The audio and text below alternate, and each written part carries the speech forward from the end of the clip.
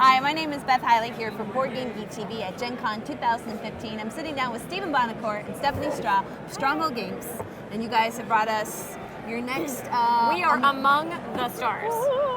But Wow. Revival or something. All right.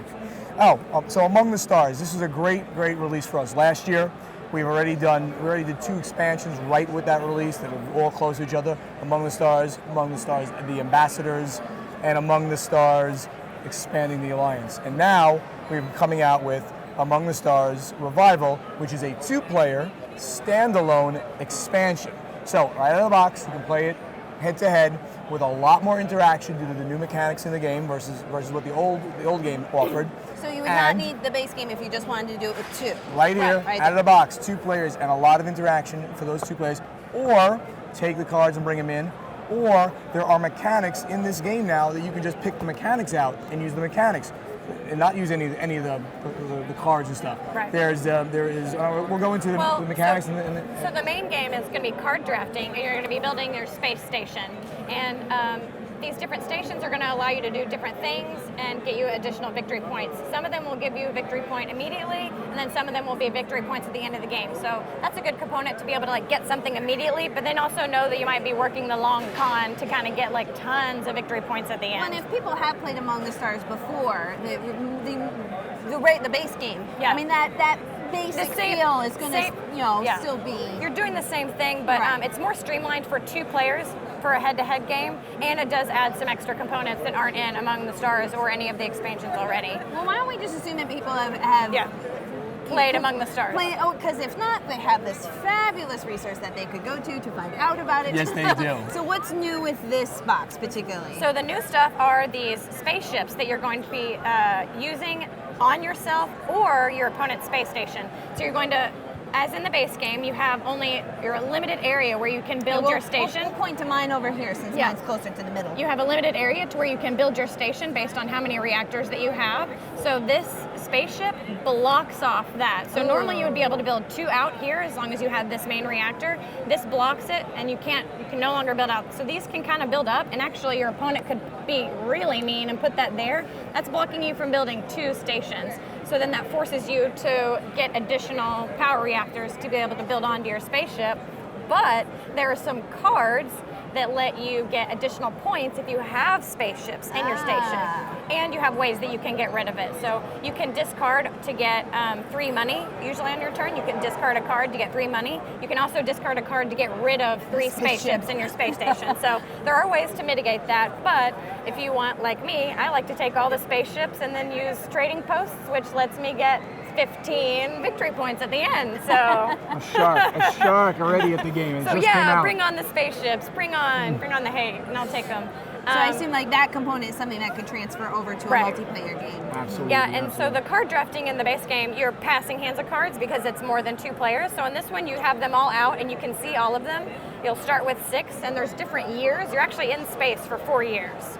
And it's going to be 12 cards for each year. A 4-year mission? Right, yeah. Good one. A 4-year cruise. Wrong IP. Stealing another IP. Almost. And it's going to be a set number of cards every time. So you basically know how long the game is going to play every time that you play it. It's not really going to get any longer unless someone takes a really long time on their turn. So there's going to be 12 cards in each stack.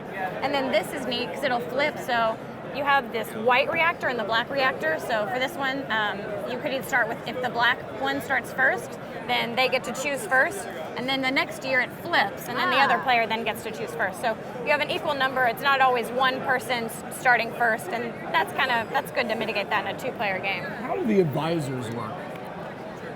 So this is there's different types of locations.